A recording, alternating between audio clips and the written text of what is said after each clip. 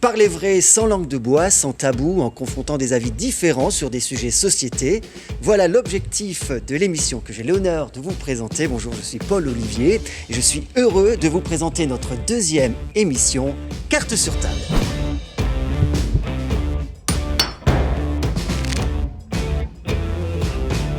Quelques rappels de notre émission. Nos invités n'auront pas forcément le même avis, en tout cas c'est ce qu'on espère. Ils découvriront les questions au cours de l'émission en même temps que vous. C'est la raison pour laquelle de temps en temps vous allez avoir faire des petites grimaces en disant qu'est-ce que je dois répondre. Pour chaque affirmation, nos invités auront la possibilité, carte en main, d'être pour ou contre. Alors voilà, on peut montrer peut-être les petites cartes. Vous avez le contre et vous avez également le pour. Donc chacun aura la possibilité par rapport aux affirmations de se positionner. Vous allez également avoir un joker si sur une affirmation, éventuellement, il y a un petit blocage ou si vous préférez ne pas vous prononcer. On va passer tout de suite à la présentation de nos invités. Nous avons comme d'habitude des invités avec des sensibilités différentes et nous sommes ravis de les accueillir. Et nous les remercions déjà de se prêter au jeu de notre émission Carte sur table. Je vais commencer par Yves. Est-ce que tu peux te présenter en quelques mots, s'il te plaît ? Donc, Yves Samen, je suis, pour ceux qui me connaissent, conducteur de louanges, consultant indépendant également en informatique, gestionnaire de projet, père de 3 enfants, marié, père de 3 enfants. Je vis sur la métropole lilloise et je suis également appelé à me déplacer très souvent pour des projets d'investissement ou des projets un peu partout dans le monde. Merci Yves. Olivier, tu te présentes aussi également ? Alors je suis Olivier Lopasinski, 59 ans, marié, 4 enfants. J'ai été longtemps conseiller municipal pour la ville de Nacelle pendant 14 ans. Et je suis actuellement responsable technique d'un centre d'hébergement et de réadaptation sociale à Tourcoing. Merci Olivier. Il est temps de passer au thème de notre émission, discerner avant de voter. Il s'inscrit pleinement dans l'actualité. Nous sommes entre les 2 tours des élections législatives et je le rappelle, c'est pour élire les députés qui vont représenter les Français au sein de l'hémicycle de l'Assemblée nationale. En résumé, lors des élections, des débats sont proposés, des programmes sont diffusés, mais pas facile de se forger parfois une opinion. Alors effectivement, avec nos invités, nous allons essayer de répondre à cette question, discerner avant de voter. C'est l'objectif de cette émission. Nos invités, forts de leur expérience, peut-être Yves en parlera davantage dans ce développement, et tenteront de nous aider à trouver des pistes. Et chacun, effectivement, se forgera son opinion en espérant que cette émission vous soit utile. Bien évidemment, aucune consigne de vote ne sera donnée lors de cette émission. Le principe, je donne une affirmation. Chaque invité se positionnera avec un pour ou un contre. Nous allons donc passer à notre première affirmation, qui est celle-ci. L'Église doit-elle donner des consignes de vote ? Alors, levez bien haut le petit carton. Je vois que Yves est contre et que Olivier est contre également. Bien sûr, nous attendons une argumentation de chaque côté. On va commencer par toi, Yves. Est-ce que tu peux développer ta position ? Bien sûr. Je pense que l'Église ne donne pas de consigne de vote. En revanche, nous, en tant que chrétiens dans la cité, nous sommes appelés à nous positionner individuellement, à parler autour de nous, à être la lumière finalement dans la cité, à être la voix en fait de Dieu dans la cité, et parler en fait les uns aux autres, parler à notre voisinage, parler aux frères et sœurs dans l'Église. Mais l'Église en tant qu'institution en elle-même, je ne crois pas que c'est son rôle de donner des consignes de vote. On a bien compris, Yves, ta position. Malgré le même avis, Olivier, peut-être tu peux argumenter ou souligner peut-être un aspect différent de cette réflexion. Alors, je rejoins ce que dit Yves, l'Église n'a pas donné de consigne de vote. En revanche, il est toujours très intéressant en tant que chrétien d'avoir un éclairage biblique. Et il y a quand même des versets qui sont très intéressants dans l'Ancien Testament, dans le Nouveau Testament. Premièrement, on doit être acteur dans la ville. Deuxièmement, on doit regarder ce que le Christ nous a enseigné, notamment sur le fait de prendre soin des plus démunis, le fait de prendre soin sur les plus vulnérables. L'Ancien Testament parle aussi de l'accueil de l'étranger. Alors, dans mon discours, vous le comprenez, j'essaye d'apporter un éclairage pour que certains puissent au moins réaliser, essayer de comprendre que le vote est important et on ne prend pas son bulletin de vote à la légère. Il y aura des orientations importantes dans nos pays et on doit essayer d'apporter un regard neutre, mais aussi un regard bienveillant sur tous ceux qui nous entourent. Yves parlait tout à l'heure d'être la lumière du monde, effectivement. Être la lumière du monde, c'est d'apporter d'abord notre message d'espérance, notre message d'espoir pour tous ceux qui nous entourent. Mais est-ce qu'aujourd'hui, je pense aux primo-votants qui ont voté pour la première fois, dans tous ces débats politiques, ces tractations, ces changements, cette campagne législative qui a accéléré suite à la campagne européenne, on se trouve un peu dépourvu, on se dit est-ce que mon vote a encore du sens, est-ce que voter c'est encore utile, est-ce que quelque part, autant m'abstenir ou de voter blanc, comment aujourd'hui impliquer et puis de responsabiliser chacun d'aller prendre son bulletin, quelle que soit son opinion, et de se déplacer. On l'a vu, je crois qu'il y a une estimation à 64% de participants. Comment aujourd'hui ramener les gens dans les urnes? C'est ça, en fait, le défi. Je pense pour ma part qu'il faut comprendre la chance et le privilège qu'on a, en fait, de voter. Je viens d'un pays d'origine où j'ai pas voté parce que je suis arrivé en France étant un peu plus jeune. On vote à 21 ans. Et j'ai été naturalisé français. Donc, j'ai jamais eu l'opportunité de voter dans mon pays. Et encore, j'aurais eu l'opportunité de voter, que ça aurait été vraiment frustrant pour moi dans la mesure où on a, en fait, un système électoral qui est dysfonctionnel. Donc, aujourd'hui, nous avons la possibilité de nous positionner dans la cité, de nous positionner et de pouvoir user de notre bulletin de vote pour déterminer finalement ce que sera demain, malgré les programmes politiques où on n'est pas forcément 100% d'accord. Mais je pense que c'est important de se positionner et de prendre vraiment son bulletin et de le mettre dans l'urne et de dire ok, ça c'est mon choix et je vais parler de ce choix, je vais me battre pour cela. Voter, on le rappelle, c'est un droit et aussi un devoir. C'est un devoir quelque part aujourd'hui, un devoir civique. Merci Yves, en tout cas, n'hésitez pas aussi un petit peu à rajouter si vous avez peut-être une contradiction ou peut-être quelque chose à rajouter par rapport à... mais je crois que on a un devoir de citoyen. Et dans certains pays, le vote est obligatoire, et dans certains pays, comme l'a mentionné Yves, dans des pays où il y a une dictature qui s'est installée, effectivement, le droit de vote n'est pas acquis. Nous, on a, en France, une belle démocratie. En France, on a une grande république où on peut être acteur. Alors, on peut se dire, mais oui, mais puis il y a des hommes et des femmes qui se sont battus pour le droit de vote, je crois, dans d'autres pays. Exactement. Même. Voilà. Donc, je crois que c'est important, alors, quelles que soient nos orientations politiques, je crois que c'est important d'être avant tout un bon citoyen, et un bon citoyen va voter. Un bon citoyen va voter. On va retenir ça sur cette première affirmation. La deuxième est la suivante. Je suis chrétien. Je ne dois pas m'engager dans la politique. Je suis chrétien. Je ne dois pas... Je vois que Yves, vous connaissez son rire. Et je crois qu'il se retient là parce qu'il est devant l'écran. Mais je suis chrétien, je ne dois pas m'engager dans la politique. Et fort de votre expérience à chacun, est-ce que vous pouvez justement expliquer votre position par un pour ou par un contre? Nous avons Yves qui est contre et nous avons Olivier qui est contre. Bon, effectivement, ça a l'air d'être un petit peu une même réponse, mais je pense qu'il y a des arguments qui sont totalement différents, ou en tout cas complémentaires. Allez, on commence par toi, Olivier.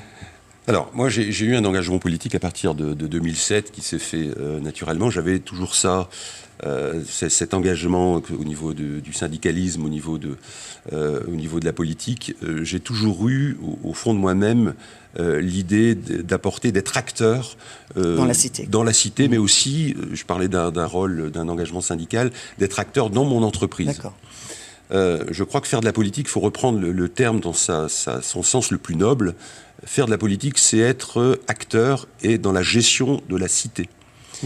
Et je crois qu'on a longtemps souffert, et dans ta question, j'ai bien compris, c'est que on a vécu, enfin moi personnellement, c'est mon vécu, c'est ma culture, c'est ce que j'ai appris, ce que j'ai vu en étant jeune. Et il y avait toujours une grande différence entre le monde politique et l'Église. Et j'ai toujours entendu, l'Église ne doit pas se mêler de politique. Mais j'ai dit bien au contraire, l'Église est un lieu ouvert où, justement, les chrétiens doivent être le sel de la terre. Et le sel de la terre... Ton engagement était un engagement local? Alors, je rejoins, mon engagement était un engagement local dans mon village qui est quand même important, 8500 habitants. Donc j'ai conduit 2 fois une liste d'opposition. Donc je me suis confronté au maire en place qui a été élu, et moi malheureusement je n'ai pas été élu, mais j'étais toujours dans mon rôle d'opposant. J'étais membre du conseil municipal dans différentes commissions et j'ai toujours essayé... Pendant près de 15 ans, c'est ça? 12 ans. 2 mandats. J'ai toujours essayé d'être acteur et d'apporter en quelque sorte un éclairage un peu différent. Un éclairage bienveillant, un éclairage d'acteur, mais aussi et surtout un éclairage chrétien. Ouais. Je me souviens, il y a... Avec des valeurs chrétiennes. Avec des valeurs chrétiennes. Vous savez, quand les élections municipales se déroulent, il y a donc la liste est élue, et puis le lendemain ou une semaine après, il y a ce qu'on appelle le passage de témoins, il y a ce qu'on appelle une investiture, et donc chaque représentant de certains des listes prend la parole. Et moi, je me suis présenté... je suis Olivier Lopacinski, je suis chrétien et engagé dans la politique. Et on est tout de suite venu vers moi en me disant « Mais tu t'es peut-être trompé de sens, tu es d'abord engagé en politique et chrétien. » Je dis non, moi je préfère m'annoncer, et il le savait dans ma ville de Lincel, que j'étais d'abord un chrétien. Alors ça a généré bien sûr des conflits en disant mais qu'est-ce que tu viens faire ici? Surtout que moi je me présentais comme un évangélique. Et dans ces villes de la vallée de la Lys, il y a une culture très forte de la religion traditionnelle. Donc c'était en opposition, mais je pense que globalement c'est bien passé et je milite, moi en quelque sorte, sur un engagement des chrétiens dans le monde politique, dans le monde associatif. On a besoin de voir des chrétiens engagés en Europe, dans ce monde, dans le monde politique. Alors en France, c'est peut-être un peu différent. C'est pas courant. C'est vrai qu'aux États-Unis, on a souvent des pasteurs qui se positionnent. Je pense qu'on est en souffrance. Ouais. Il y a beaucoup de pasteurs qui se positionnent aux États-Unis sur leur position, et puis on sait très bien aussi quelle est la tendance puisqu'elle est affichée des églises évangéliques aux États-Unis. Yves, peut-être. Alors je pense que on est dans un contexte complètement différent du contexte américain ici. Et je parlerai plus de l'engagement jeune, parce que je suis jeune aujourd'hui, et je me dis, il y a énormément de moyens aujourd'hui pour les jeunes de s'engager dans la société, dans la cité. Paul-Louis a parlé tout à l'heure du conseil municipal. Ils peuvent participer aux conseils municipaux de leur ville. C'est ouvert à tous. Et moi, ce que je fais en général, lorsque je rencontre des personnes qui ont des situations où je peux exercer, moi, de mon côté, je vais directement rencontrer le député, où je lui envoie un courrier, où je lui envoie un mail. Mais en gros, il faut pouvoir user de son droit. C'est son devoir, c'est son droit. On a des devoirs, des droits. Les députés, ils sont là au service de la nation. Ils ne sont pas des députés pour leur parti. Donc, à un moment donné, il faut qu'on ramène les choses où elles doivent être. Les députés sont là au service de la nation. Qu'ils soient de quelconque bord politique, ils doivent justement servir l'intérêt général. Et comme tu disais, mon implication, elle est aussi à rapporter des valeurs de bienveillance, de tolérance, d'être là dans l'empathie, parce que voilà, et on sait que... Pour reprendre ce que dit Yves, à l'échelon inférieur, je pense, Yves parle des députés, mais je dirais tout simplement à l'échelon inférieur, c'est important de voir le maire. Ouais. Il y a des conseillers, des adjoints qui sont dédiés dans leur domaine. Il y a des représentants de la mairie dans chaque quartier, ça s'est développé. Voilà, donc il y a des mairies de quartier, il y a des adjoints à l'action communale, il y a des adjoints aux actions sociales, au logement, etc. Donc, à mon avis, il faut aller les voir. Ils sont là, comme dit Yves, ils sont là, voilà, pas à notre disposition, mais ils sont là pour nous rendre service. Ouais. Vous avez bien compris, on a des invités passionnés et passionnants, mais on n'est qu'à la deuxième question, donc on regarde en régie, il faut accélérer un petit peu. On va passer à la troisième affirmation. Je peux débattre de mes convictions politiques avec les membres de ma communauté. On a un peu survolé ce sujet, mais je peux débattre de mes convictions politiques avec les membres de ma communauté. Yves est pour... Et Olivier est également pour. Même principe, est-ce qu'on peut aller, voilà, justement, pour quelles sont les limites? Parce que des fois, est-ce qu'on est un peu dans... si on est un peu trop influent, on peut être aussi, voilà, faire... L'Église n'est pas un lieu aussi pour ramener des membres à notre sensibilité, Yves.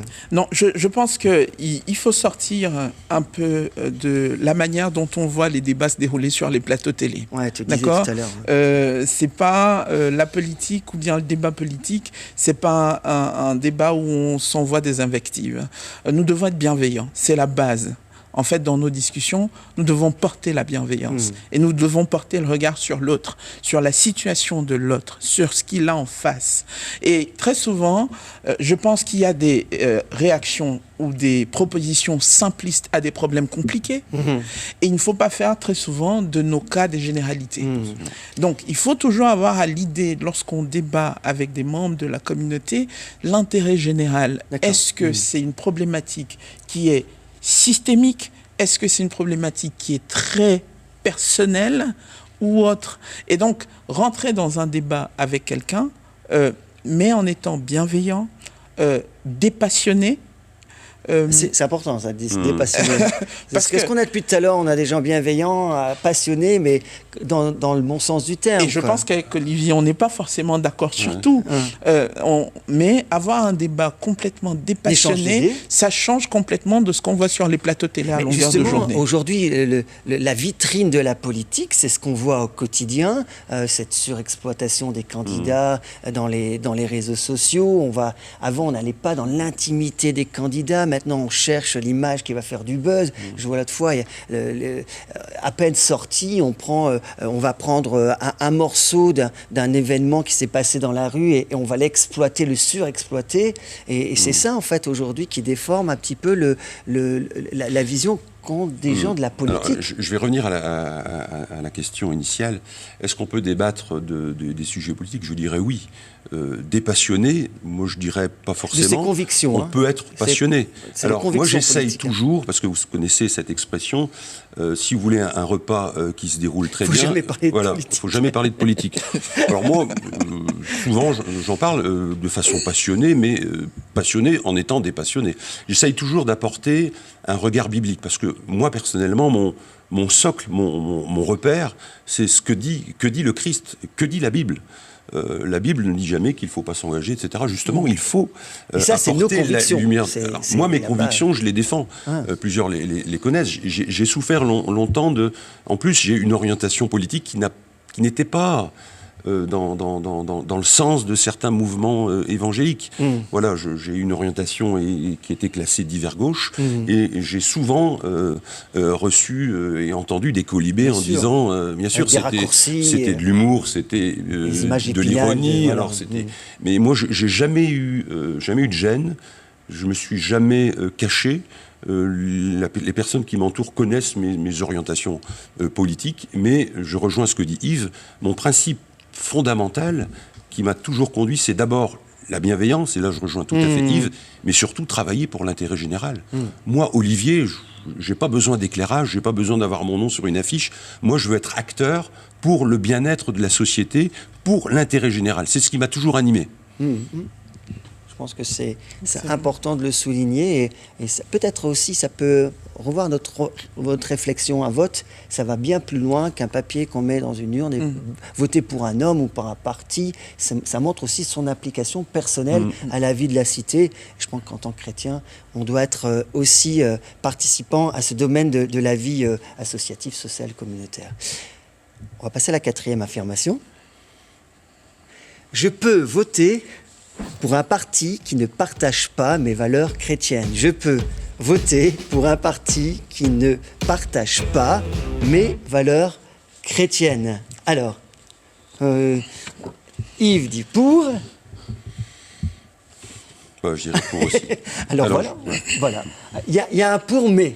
Donc on va commencer. Pour mais. Et il y a un pour mais. Donc c'est un demi-contre ou un demi-pour.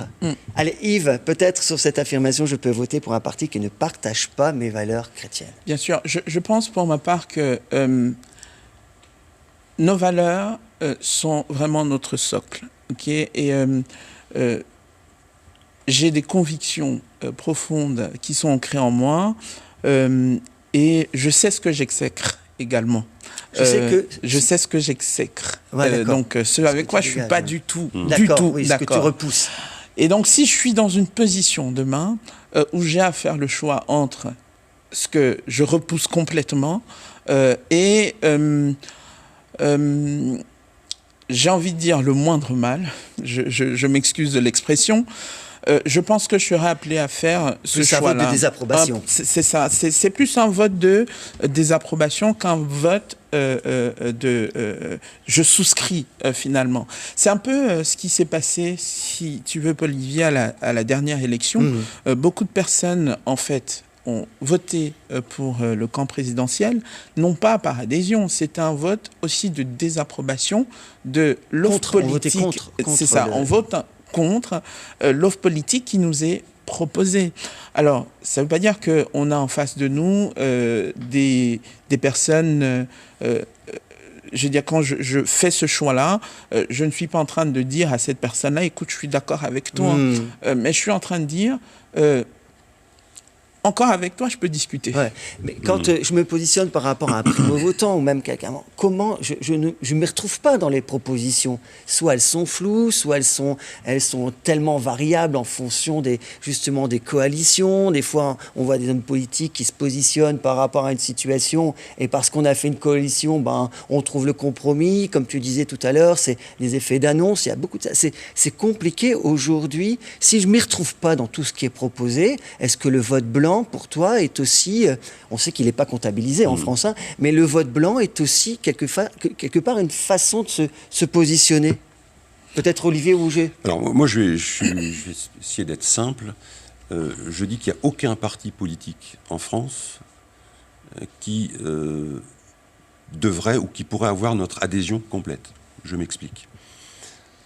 Parti droite, certains vont dire, et je dis ça parce que je sais... Oui, non, mais dans les extrêmes. Certains, dans le monde évangélique, on donne leur bulletin de vote à cette partie-là. Les valeurs, oui, valeurs chrétiennes. Okay. Valeurs chrétiennes, mais on prône le racisme, la xénophobie et le rejet de l'autre. Valeurs complètement anti-bibliques. De l'autre côté, on met en exergue la bienveillance, le soin de l'autre, le social, pour faire simple, mais on met complètement de côté le côté spirituel, la transcendance, qui est très important. Alors, comment m'y retrouver ? Donc, je reprends ce que je disais tout à l'heure. Aucun parti, actuellement, n'a mon adhésion complète sur les valeurs. C'est pas possible. Sur la totalité du programme. Évidemment. Alors, il y a quelques années, je crois que ça doit encore exister, le PRC, qui était le parti républicain chrétien, mais qui n'a pas eu voilà, son aura et qui a été, je ne sais même pas si ça existe encore, mais en tout cas, c'était un des seuls. Et puis, c'était tellement représenté pas grand-chose. Mais pourquoi dans notre pays, justement, c'était très compliqué. Olivier, alors, mais pourquoi dans notre pays, justement, qui quand même, voilà, un pays qui se revendique aussi chrétien, on n'a pas un parti qui est bien désigné et qui s'engage et qui ne cache pas ses valeurs chrétiennes. Parce que historiquement, notre pays est une tradition de tradition catholique. Et je pense qu'historiquement, le catholicisme ne se mêlait pas, ou les chrétiens, pour faire simple, ne se mêlaient pas de politique. On laissait la séparation on laissait ça aux autres. C'était pas notre domaine. Nous, on s'occupe du spirituel, eux s'occupent de la gestion de la cité. Et on ne mélangeait pas. Mais on sait très bien que, historiquement, il suffit de regarder ce qui s'est passé au niveau de la Deuxième Guerre mondiale, il y a quand même des influences. Et l'Église, en général, avait son influence sur certains partis politiques. Yves, peut-être aussi, tu te voyais réagir à ça. Je pense vraiment que sur les primo-votants, c'est de comprendre une chose, c'est que tu as parlé du vote blanc tout à l'heure. Oui, on peut être tenté de voter blanc. Et c'est une façon de s'exprimer. Ou peut-être de se dire, je ne sais pas quoi. Alors, pour moi, il faut voter et utiliser toutes les possibilités que nous donne en fait le vote. Aujourd'hui, on peut voter blanc, même s'il n'est pas comptabilisé, on peut voter blanc. Je préfère que quelqu'un use de son droit et de son devoir de citoyen d'aller voter et il vote blanc, que quelqu'un qui reste à la maison. Nous sommes appelés à aller voter, nous sommes appelés à prendre position. Maintenant, si tu me poses la question, Paul-Olivier, je vais dire, il faut faire un choix quand même. D'accord. Donc, bien sûr. et maintenant aux C'est le principe jeunes, du vote, aux primo-votants, je leur dirais, bon, écoutez, comme a dit Olivier, je souscris complètement. On ne peut pas être d'accord à 100% avec tout le monde, mais il faut lire. Il faut lire les programmes, il faut lire, écouter, discuter, dialoguer avec ceux qui sont autour de nous, parler avec des aînés. Ça mange pas le pain de faire ça, c'est pas compliqué de faire ça. Moi, je sais que des hommes de terrain, des hommes politiques qui sont sur le terrain. Participer à des meetings, poser des questions. Poser des questions. Et très souvent, lorsque vous leur posez des questions, lorsque vous leur posez des questions, ça peut déclencher également. Et puis ça peut permettre de se forger une opinion et sa propre opinion, même par rapport à. Même de leur côté, du côté des hommes politiques, ça peut déclencher un changement. Oui, une prise de conscience peut-être du terrain. Moi, je suis donc un parti politique, d'accord. Mon moyen d'action, en fait, c'est l'influence par des courriers, par des notes ministérielles ou des rencontres avec des hommes politiques. Ça, c'est mon mode d'action. C'est de te positionner par rapport à ta vision qui est la tienne. Exactement. En tant qu'individu. Et systématiquement, ce qu'on va rechercher, c'est l'intérêt général. Systématiquement. Alors moi, je rejoins ce que dit Yves. Oui, allez voter. Allez voter, puis ne soyez pas influencés par ce que vous voyez sur les réseaux sociaux, parce que c'est tellement simple. Et vous êtes abreuvé, comme tu disais, Paul, pouvoir de l'image, et puis des morceaux d'informations, etc. Qui sont regardez ce qu'il y a avant, regardez ce qu'il y a après, et puis allez discuter. Je rejoins ce que dit Yves, allez dans les meetings, discuter avec les anciens. Vous savez, chaque parti politique a un historique. Ayez de la mémoire, cultivez-vous. Ayez du courage. Un célèbre auteur russe que j'aime beaucoup, c'est Solzhenitsyn. Il parlait à un moment, il parlait dans un célèbre discours du déclin du courage. Mais non, il n'y a pas de déclin du courage. Moi, je vous invite à soyez courageux. Ouvrez les bulletins, ouvrez les documents, essayez de vous intéresser pour essayer de comprendre. La voie du désespoir, on le voit aujourd'hui, on sait très bien. Il y a souvent la voie du désespoir en disant de toute façon rien ne change. Et certains ont cet argument de dire vous ne vous avez pas essayé. Donc de dire quitte à Donc moi je me mets à la place des jeunes qui sont un peu désœuvrés, qui se disent aujourd'hui. Que c'est faux. Comme tu disais tout à l'heure, on peut pas adhérer à tout, mais on peut lire, avoir une opinion personnelle et se forger son opinion avec le relationnel. Et peut-être cette émission peut servir à trouver des orientations. Et je vous rappelle qu'il est possible aussi de voter par procuration. Parce qu'on rentre dans une période de vacances, je ne pourrais pas. Donc faites votre procuration si vous pouvez voter. Alors je ne sais pas où on en est dans le timing de l'émission, mais moi en tout cas on prend plaisir d'être ensemble et d'écouter les arguments de chacun. On va aller plus avec 3 questions qui vont être un peu plus au tac, avec des réponses courtes, parce qu'elles sont un peu plus décalées et un peu plus piquantes. Et vous allez sourire à la prochaine, j'en suis certain. Dans un couple, les deux doivent voter à l'identique. Voilà, évidemment, on est un peu sûr. Voilà, mais attendez. On vient avec un arrière-plan. Moi, j'ai un peu d'expérience où systématiquement, qu'on veuille ou qu'on veuille pas, il m'est arrivé souvent de dire entendre les femmes, de dire moi je vote comme mon mari, je sais pas quoi, je vote comme mon mari. Évidemment, les choses ont évolué, mais aujourd'hui, c'est vrai que dans un couple, on peut avoir largement. C'est même souhaitable. On peut au moins échanger. Pour toi, c'est souhaitable. Oui, comme ça, on peut échanger, puis échanger des arguments, et puis apporter notre éclairage différent. Puis c'est comme ça. Vous savez, les opinions, elles grandissent quand il y a des opinions opposées. Donc il suffit de partager, puis on fait une synthèse, et puis on tire un enrichissement. Cette question, elle était un peu poussive, mais elle voulait aussi pousser Yves, peut-être, par rapport à... Je pense qu'on est différents les uns les autres, et on ne se... Je veux dire, mon vote, je ne le fais pas en fonction de la personne avec qui je vis. Je suis Yves, Roxane, c'est Roxane, mon épouse, et elle vote comme elle vote, je vote comme je vote, et chacun est dans l'isoloir. Et vous n'êtes pas sorti des fois. De toute façon, après, je dois rentrer chez moi. Donc voilà, ma réponse. Alors, généralement, mon épouse me demande pas pour qui j'ai voté, mais mes enfants, par contre, en rentrant. Et toi, papa? Et alors, qu'est-ce que tu leur réponds? Tu leur dis tu te positionnes. Moi, j'ai connu une période où, avec mes parents, il fallait surtout pas bien savoir. C'était secret, il y avait le secret de l'isoloir. Ah ouais, c'était... Et alors maintenant, bon, vous voyez que c'est beaucoup plus maintenant, ouvert. il y en a qui ont fait des selfies avec son bulletin de vote. J'ai vu ça encore. Moi, je fais pas encore ça. Non, mais aujourd'hui, c'est tendance de faire un petit selfie avec dans son bulletin de vote, dans l'isoloir, pour montrer ce qu'on va mettre, ce qui est, à mon avis, et pour moi, quelque chose qui n'est pas normal, en tout cas. Allez, on va passer aux 2 dernières questions. La Bible dit aujourd'hui, c'est aussi de se dire, de se détacher de notre engagement politique. C'est Dieu qui choisit les dirigeants d'une nation, alors pourquoi aller voter? Alors, c'est pas une question, mais aujourd'hui, est-ce que vous êtes d'accord que c'est in fine Dieu qui choisit les dirigeants de la nation? Il est contre? Moi aussi. Voilà, on va arriver avec des égalités. Hein. On essaie de faire pour et contre. On n'arrive pas à se partager. Voilà. Bon, mais voilà, aujourd'hui, on peut se dire, mais de toute façon, quoi que je vote quelque part, et la Bible dit que les dirigeants sont institués par Dieu, donc voilà, quoi que je fasse... je sais que l'argument est un peu faible, hein, mais est-ce que tu peux aller plus loin? Moi, j'aime pas ce côté en disant je m'occupe pas de ça, Dieu s'occupe de tout. Effectivement, on le sait, on le prêche régulièrement, Dieu a tout entre ses mains, bien évidemment. Mais je crois qu'on a aussi, par nos votes, par notre action, par notre engagement, les dirigeants qu'on mérite. Ouais. Donc à un moment donné, Dieu a bon dos.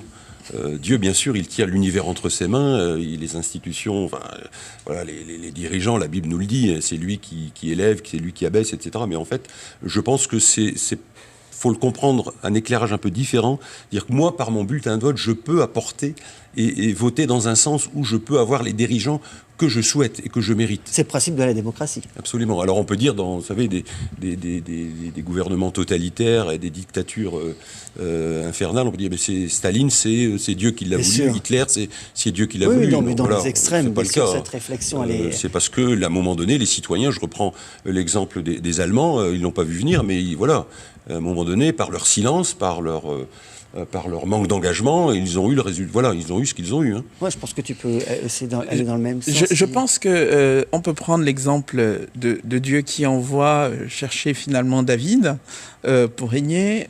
À ce moment-là, on peut dire c'est Dieu qui l'a choisi. D'accord ? Aujourd'hui, nous avons le bulletin de vote. Et nous devons faire le choix. C'est pas Dieu qui fait le choix à notre place. Nous ne sommes pas dans l'Ancien Testament d'Israël où le Seigneur avait désigné... La conjoncture était différente, effectivement. Où il n'y avait pas de vote finalement là-dedans, c'était le roi. On n'est pas dans un royaume.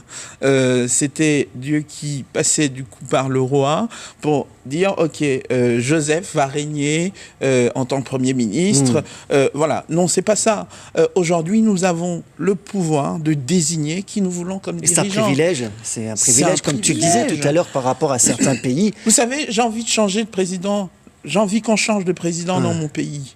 Mais je sais pertinemment que par le vote, tel que les choses sont faites aujourd'hui, ce n'est pas possible. Le système est verrouillé. Oui, quand on est dans une dictature. Voilà. C'est ainsi. Maintenant, on est dans un pays quand même aujourd'hui, ici, où on peut dire, mon bulletin de vote est compté. Ma voix compte. Ma voix porte. Ouais. Ma voix. Je terminerai tout simplement, oui, allez voter, ayez ce courage d'aller voter. Votre bulletin de vote a une importance et il ne faut pas le négliger. C'est une chance. Il y a des pays, je rejoins ce qu'on a dit plusieurs fois, il y a des pays effectivement où voter c'est interdit, où c'est compliqué, où il n'y a qu'une liste, etc. Nous, on est une belle république, on est une grande démocratie, et bien soyons acteurs des chrétiens engagés dans les partis politiques, dans la cité, dans la gestion, et puis, dans les grandes associations. Quand on s'intéresse à quelque chose, on s'y implique. Si on aime notre pays, et c'est ce on doit aussi s'appliquer dans ses choix. Et le jour où justement il y a quelqu'un qui est là, souvent on dit lui un tel, je l'aime pas, mais est-ce qu'au moins tu as été voté? Absolument. En fait, pour donner ton avis? Je vais aller plus loin et je veux dire, en fait, ma vie dans la cité ne se résume pas à voter.